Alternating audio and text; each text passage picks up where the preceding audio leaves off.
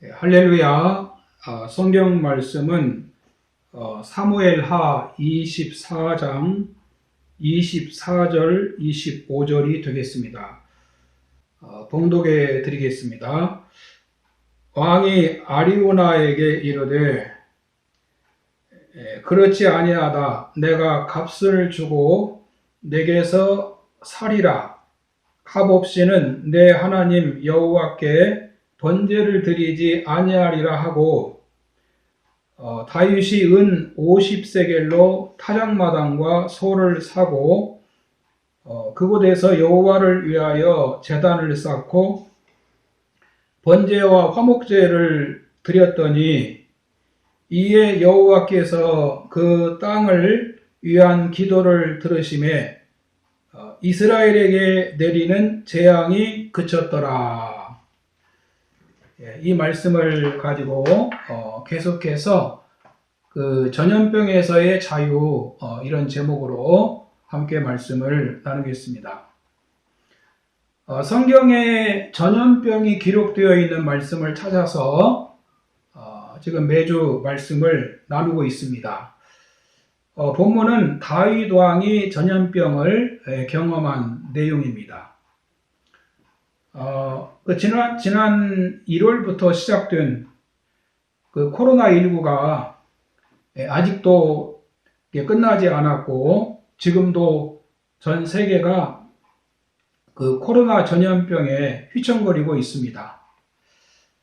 21세기 최첨단 과학 문명 시대에 전염병 때문에 세계가 이렇게 힘든 상황이 올 줄은 아무도 몰랐을 겁니다. 그 코로나19 이전의 생활로 돌아갈 수 있을까 우려한다는 사람도 있습니다. 새로운 형태의 삶이 올 것이라는 거죠. 우리 모두 주님의 은혜로 빨리 이 전염병 문제가 해결되고 이전 생활이 찾아오도록 기도할 수 있기를 바랍니다. 본문 1절에 보면 여호와께서 다시 이스라엘을 향하여 진노하사 저희를 치시려고 다윗을 감동시키사 가서 이스라엘과 유다의 인구를 조사하라 하신지라 라고 했습니다. 이 말씀에 보면 하나님께서 다윗을 감동시키셔서 인구조사를 하게 하셨다는 겁니다. 하나님께서 이스라엘을 향하여 다시 진노하사 저희들을 치시기 위해서 그렇게 하셨다는 겁니다. 이 말씀이 이해가 됩니까? 이해하기가 좀 어려운 말씀이죠. 그 역대기상에도 이 같은 말씀이 기록되어 있습니다. 역대상 21장 1절에 보면 사탄이 일어나 이스라엘을 대적하고 다윗을 격동하여 이스라엘을 계수하게 하니라 라는 말씀이 있습니다. 그래서 이 본문하고 그 역대상에 있는 말씀을 이렇게 비교해 볼 때 이는 다윗이 사탄의 충동을 받아들인 것을 하나님께서는 그대로 두셨다 이렇게 이해할 수가 있습니다. 그러니까 하나님께서 다윗의 마음을 그대로 가게 놓아두셨다라는 것이죠. 여러분, 하나님께서 우리 마음과 생각을 지켜주셔야 됩니다. 하나님께서 마음을 지켜주지 않으시면 우리 인생은 이렇게 마귀에게 끌려갈 수밖에 없다는 것을 암시하고 있습니다. 그런데 하나님은 그대로 이 다윗의 마음을 두심으로 이 죄가 무엇인지 알게 하시고 그리고 또 재앙을 내리시고 그리고 그 죄를 속죄할 수 있는 그런 길을 보여주시는 것이 바로 오늘 이 본문의 말씀입니다. 본문을 통해서 전염병이 왜 찾아왔는지 교훈을 나누려고 합니다. 첫 번째는 이 다윗의 그 자고와 교만이 틈탄 불안한 믿음 때문이다. 이렇게 생각할 수 있습니다. 본문 2절에 보면 다윗이 군대 장관 요압에게 이스라엘 모든 집합 가운데로 다니며 단에서부터 부엘세바까지 그 인구조사를 하라고 명령합니다. 그러나 이 3절 말씀에 보면은 그 요압 장군이 이 다윗에게 인구조사를 하지 말 것을 간청을 하고 있습니다. 요압이 왕께 고하되 이 백성은 얼마든지 왕의 하나님 여호와께서 100배나 더하게 하사 내 주 왕으로 보게 하시기를 원하나이다. 그런데 내 주 왕은 어찌하여 이런 일을 기뻐하시나이까? 라고 말렸습니다.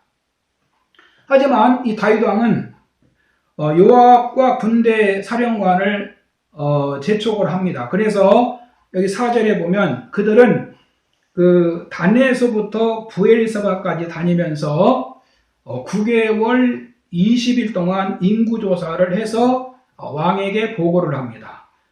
9절 말씀에 보면은 그들이 인구조사를 해서 이 보고한 내용이 나오는데 이스라엘에서 칼을 빼는 담대한 자가 80만 명이요 유다 사람이 50만 명이었습니다. 합 130만 명이었습니다. 그런데 다윗은 이 보고를 받자마자 자신이 죄를 지은 줄을 깨닫습니다. 이렇게 그 인구조사를 시킨 것이 죄라고 하는 것을 다윗이 느낀 거지요. 이 본문 10절에 다윗이 인구 수를 조사한 후에 그 마음에 자책하고 여호와께 아뢰되 내가 이 일을 행함으로 큰 죄를 범하였나이다. 여호와여 이제 간구하옵나니 종의 죄를 사하여 주옵소서. 내가 심히 미련하게 행하였나이다라고 합니다. 다윗이 이 부하들이 인구조사한 내용을 보고받은 뒤에 마음에 자신이 순간 하나님 앞에서 그 죄를 지었다는 겁니다. 여러분, 이 다윗이 무엇을 거기서 느꼈을까요?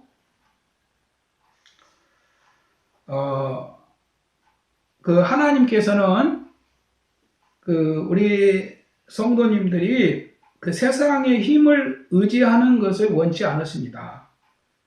우리 성도님들은 그 세상의 힘으로 또 세상에서 가지고 있는 것으로 내 자신이 보장을 받거나 안전하거나 구원을 받을 수 없다고 하는 것을 여기서 가르쳐주고 있습니다. 출애굽기 30장 11절 이하에 보면은 그 이스라엘이 처음 애굽에서 나와서 그 광야에서 인구조사한 내용이 나옵니다. 그 하나님께서 모세에게 명해서 인구조사를 하라고 하셨는데 여호와께서 모세에게 일러 가라사대 네가 이스라엘 자손의 수요를 따라 조사할 때 조사받은 각 사람은 그 생명의 속전을 여호와께 드릴지니 이는 그 계수할 때 그들 중에 온역이 없게 하려 함이라. 무릇 계수 중에 드는 자마다 성소의 세겔대로 반 세겔을 낼지니 한 세겔은 20게라라. 그 반 세겔을 여호와께 드릴지며 무릇 계수 중에 드는 자 곧 20세 이상 된 자가 여호와께 드리되 너희의 생명을 속하기 위하여 여호와께 드릴 때 부자라고 반 세겔에서 더 내지 말고 가난한 자라고 덜 내지 말지며 너는 이스라엘 자손에게서 속전을 취하여 회막에 봉사에 쓰라. 이것이 여호와 앞에서 이스라엘 자손의 기념이 되어서 너희의 생명을 속하리라. 이런 말씀이 있습니다. 인구조사를 할 때 20세 이상은 성소 세겔대로 반 세겔을 하나님께 드리라고 말씀합니다. 그들의 그 대속을 위한 속전을 바치게 하셨습니다. 하나님께서 왜 모세에게 20세 이상 인구를 조사해서 속전을 드리라고 하셨습니까? 인간은 하나님을 모르는 우리 인간은 살아있는 것 그 자체만으로도 죄인이라는 겁니다. 타락한 인간은 자기 모습으로는 하나님 앞에 설 수도 없고 하나님 나라의 일원이 될 수가 없다는 겁니다. 그래서 죄 때문에 생명의 속전을 바치라고 하신 겁니다. 모든 사람이 다 죄인이기 때문에 이렇게 속전을 바치라고 하시면서 처음 인구조사를 명하실 때 단 한 사람도 예외 없이 빈부의 차별이 없이 동일한 속전을 내게 하십니다. 부자라고 해서 더 내라고도 하지 않으시고 가난하다고 해서 또 조금 내게도 하지 않으시고 성전의 세겔대로 반세겔을 다 내라 이렇게 말씀을 하셨습니다. 그러니까 이 세상에는 어떤 사람도 의인이 없다는 것이지요. 모두가 다 속죄를 받아야 한다는 겁니다. 자, 그런데 지금 다윗이 인간의 수를 세서 자기 힘으로 삼으려고 하고 있다는 거예요. 이것이 바로 죄라는 겁니다.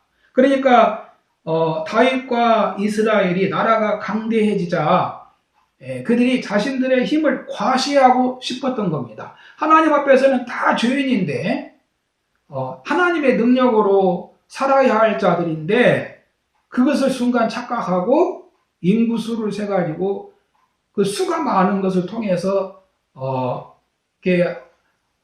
안위를 받으려고 그러고 힘을 삼으려고 했다는 것이죠. 여러분, 우리도 다른 것으로 힘을 삼지 말아야 됩니다. 이사야서 2장 22절 이하에 보면은 너희는 인생을 의지하지 말라. 그의 호흡은 코에 있나니 수에 칠 가치가 어디 있느냐. 사람들은 물질을 의지하고 또 사람의 수를 의지하고 인간이 가지고 있는 어떤 조건을 자꾸 찾고 그런 것을 의지하지요. 성경은 그런 거 의지하지 말라고 말씀합니다. 그런 것을 힘으로 삼는 것은 하나님 불신하는 것이고 자기의 힘을 의지하는 겁니다. 그래서 하나님께서 이렇게 다윗과 이스라엘 백성들의 불안한 믿음을 보시고 자기 백성들을 사랑하셔서 힘을 빼도록 조치를 하신 겁니다. 그렇게 힘이 빠져서 오직 주님만 의지하게 하신 것이지요.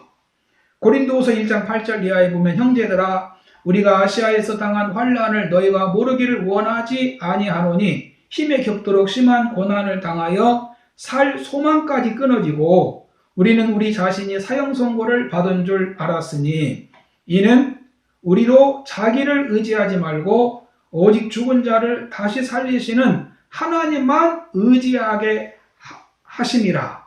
그가 이같이 큰 사망에서 우리를 건지셨고 또 건지실 것이며 이후에도 건지시기를 그에게 바라노라. 여러분, 복음을 전하는 바울도 아시아에서 죽는 줄 알았대요. 죽는 줄 알았답니다. 그런데 그 아시아에서 그 하나님의 도움으로 그 환난을 벗어났는데 거기서 깨달은 것이 죽은 자를 다시 살리시는 하나님만 의지하게 함이었다라고 바울이 고백을 하고 있어요. 우리가 하나님만 의지해야 됩니다.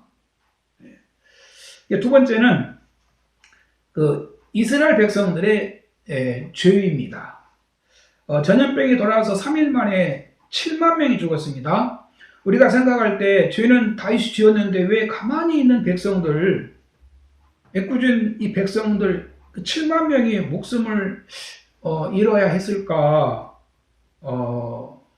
정말 이해가 안 되죠. 다윗도 그랬어요. 17절에 보면 다윗이 백성을 치는 천사를 보고 곧 여호와께 아뢰어 이르되 나는 범죄하였고 악을 행하였거니와 이 양무리는 무엇을 행하였나이까 청하건대 주의 손으로 나와 내 아버지의 집을 치소서 이렇게 말을 합니다.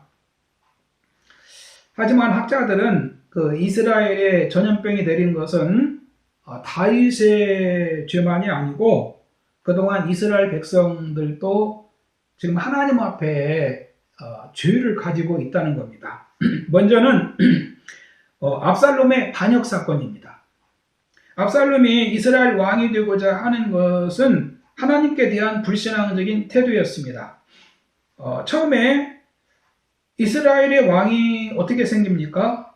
오늘날 대통령을 뽑는 것처럼 국민들의 의해 선출되어서 왕이 되었습니까? 그렇지 않습니다.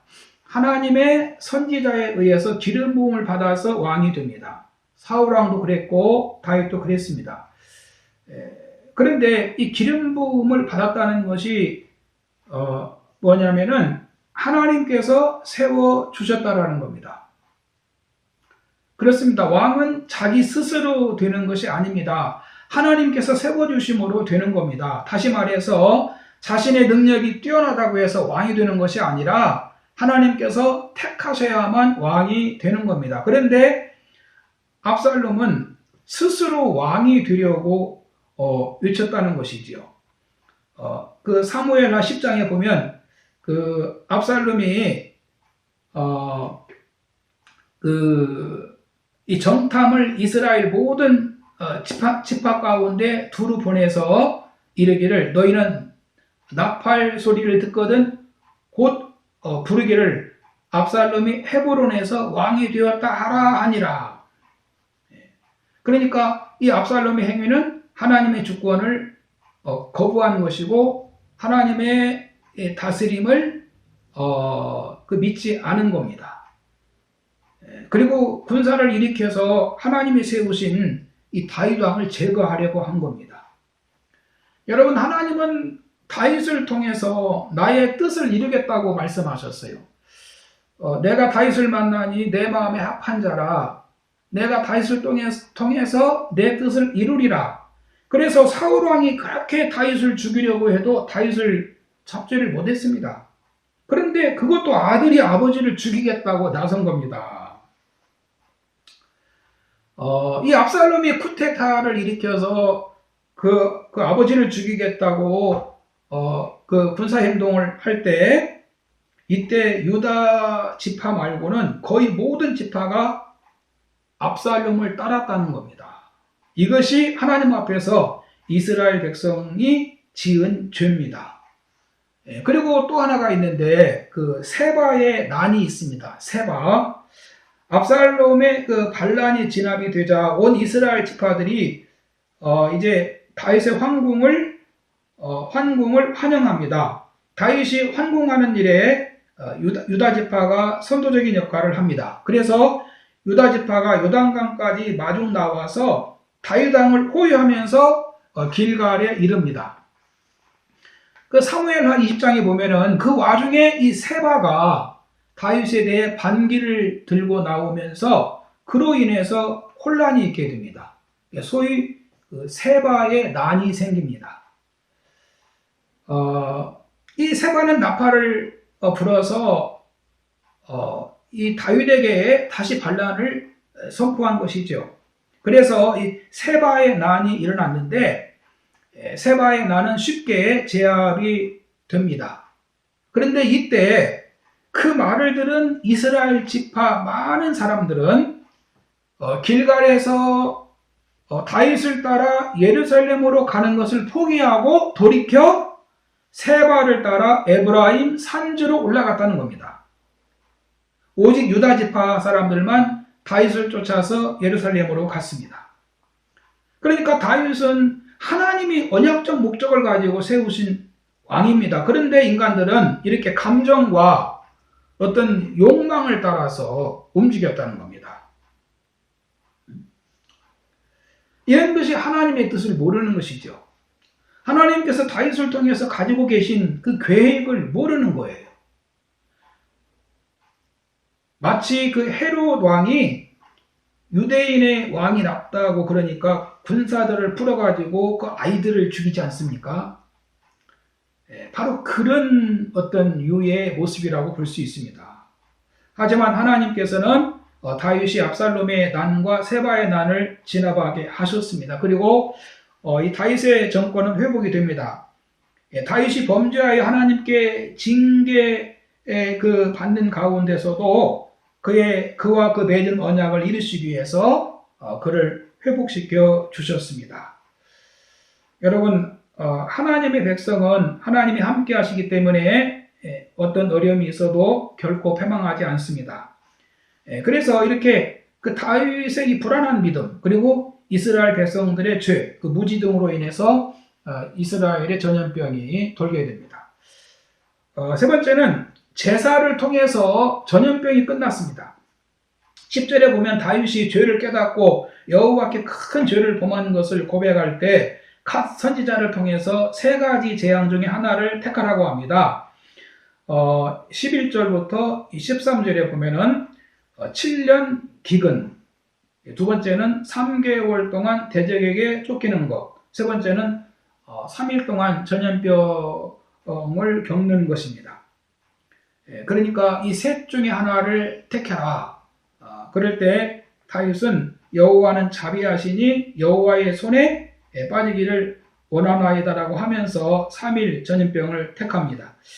14절부터 15절 보면 이 다윗이 3일 온역을 택하는데 그로 인해서 무려 7만 명이 죽음을 당합니다. 이때 여호와께서 천사의 손을 멈추게 하십니다. 그 멈춘 자리가 바로 그 여부스 사람 아리우나의 타작마당입니다. 17절에 보면은 다윗이 천사를 보고 여호와께 아뢰기를 자신이 범죄하였고 악을 행하였는데 이 양무리가 무엇을 행하였나이까 하면서 주의 손으로 나와 내 아버지 집을 치십시오라고 하나님께 회개하죠. 이런 모습이 진정으로 회개한 모습입니다. 자신이 죽어야 마땅하다는 것을 아는 것, 이것이 바로 회개지요.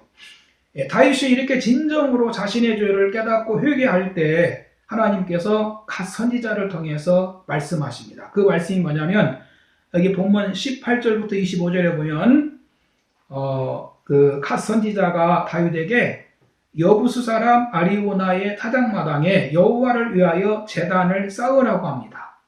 다윗은 순종해서 아리오나의 타작마당으로 올라갑니다.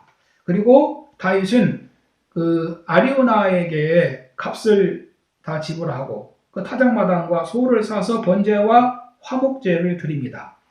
이에 여호와께서 그 땅을 위해 기도를 들으시고 이스라엘에게 내린 재앙이 그쳤더라, 이렇게 말씀을 하고 있습니다. 역대하 3장 1절 이하에 보면 이 아리오나 타작마당에 솔로몬 성전이 세워집니다. 그리고 이 산이 아브라함이 이삭을 하나님께 바친 모리아 산이고, 그리고 이 솔로몬 성전은 곧 예수 그리스도께서 속죄제와 화목제물이 되심을 보여주는 계시의 사건입니다. 결론을 짓겠습니다. 세상 것이 우리를 구해주는 것이 아닙니다. 오직 예수 그리스도의 은혜를 통해서만 우리가 구원을 받는다는 것을 알아야 됩니다. 그리고 이스라엘 백성들처럼 세속을 쫓지 말아야 됩니다. 우리는 오직 예수님을 믿음으로 살아야 됩니다. 이것이 우리가 전염병에서 자유하는 길입니다. 민수기 16장에서 연병이 돌 때 아론이 달려가서 속죄제사를 마치고 산자와 죽은 자 가운데 딱 섰을 때 연병이 그쳤지요. 바로 이는 예수님이 죽은 자와 산자 사이에 서 계신 분이라는 겁니다. 네, 감사합니다.